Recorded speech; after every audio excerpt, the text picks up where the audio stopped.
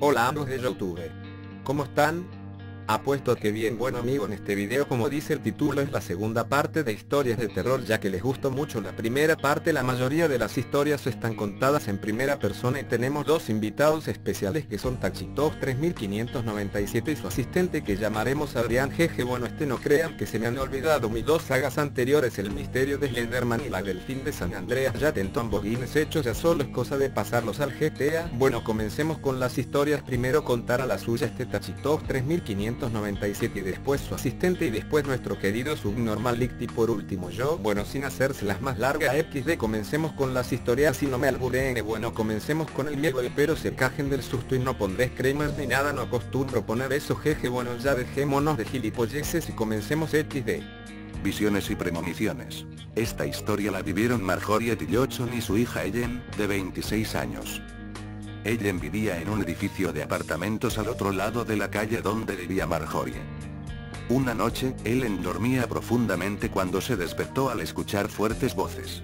Era su madre que gritaba: Ellen, ¿estás ahí? Déjame entrar.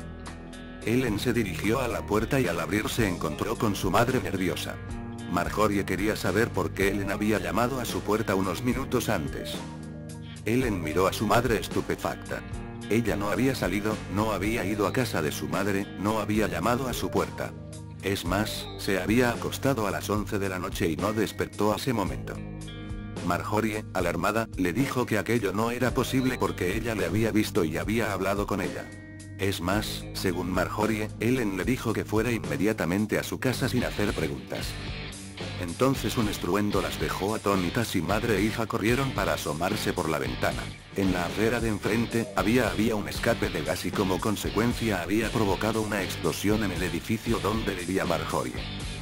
Si en el primer caso Marjorie salvó la vida, aquí de nuevo hay un caso de premonición que, será mejor que leáis la historia. El 20 de octubre de 1966, una niña galesa de 9 años llamada Edith Mae Jones, le dijo a su mamá que había soñado que iba a la escuela y al llegar vio que el edificio desaparecía, que una cosa negra la había aplastado. Al día siguiente fue a la escuela como de costumbre y medio millón de toneladas de carbón de desecho se deslizaron sobre el pueblo minero matando a 139 personas, la mayoría niños, y entre ellos Edith. Alguien observando. A la chica protagonista de esta historia ya la conocéis, es aquella a la que hemos llamado Lorena. Lorena solía pasar muchas horas sentadas frente a un libro o una máquina de escribir o unos folios porque le gustaba leer y escribir. Se metía en su habitación y pasaba allí el tiempo tratando de hacer algo productivo por simple placer. En ocasiones notaba como si alguien le observase desde atrás.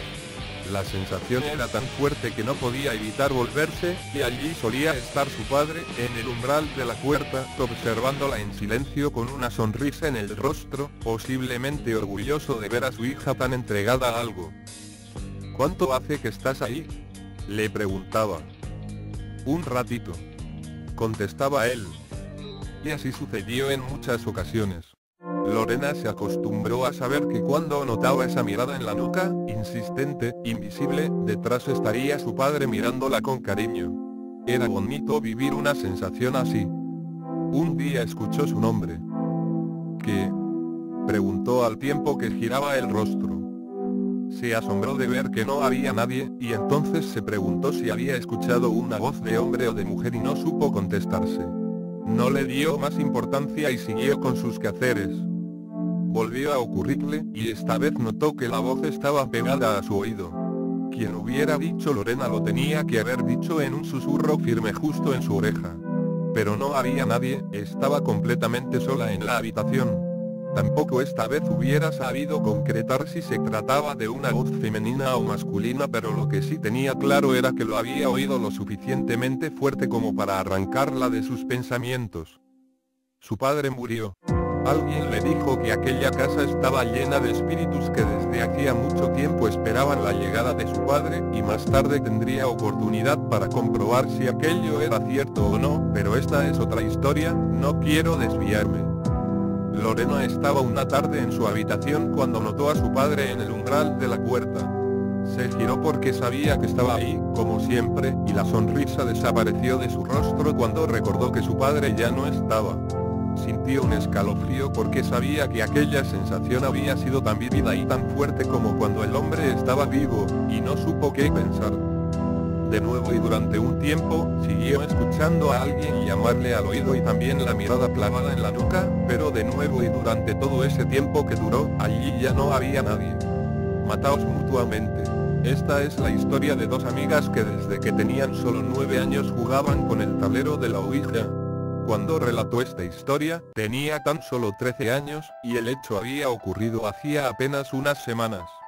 Yo os relataré su historia, ojalá la protagonista lea esta historia y nos pueda dar más detalles.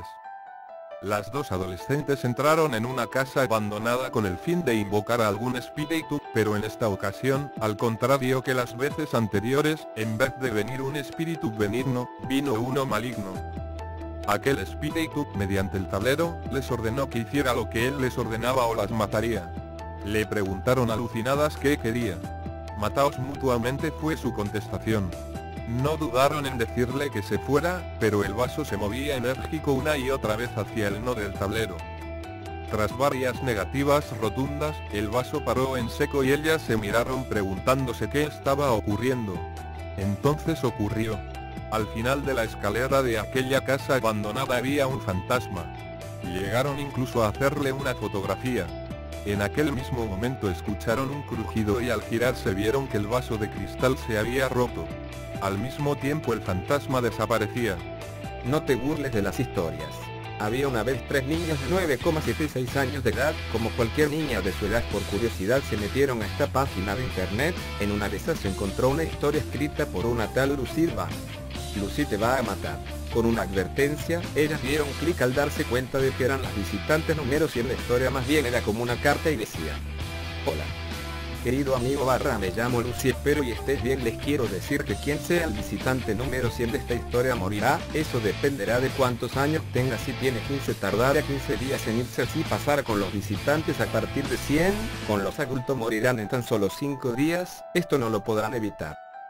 Ellas, a pesar de darse cuenta de que eran las visitantes número 100, se empezaron a burlar de la historia. En eso pasó algo muy extraño, sentían que las observaban. Una de ellas sintió que le rozaban el brazo, así que volteó y no vio nada. Ellas con todo y su miedo cerraron la computadora. Rápidamente en eso se fue la luz y sus familiares desaparecieron. Ellas eran las únicas que quedaban en la casa. En unos momentos se les apareció una sombra de una muchacha, era tan escalofriante y la sombra pasó por encima de las 3. 5 días después murió uno de sus tíos en lugar de ellas. Ellas se preguntaban cómo había sucedido eso.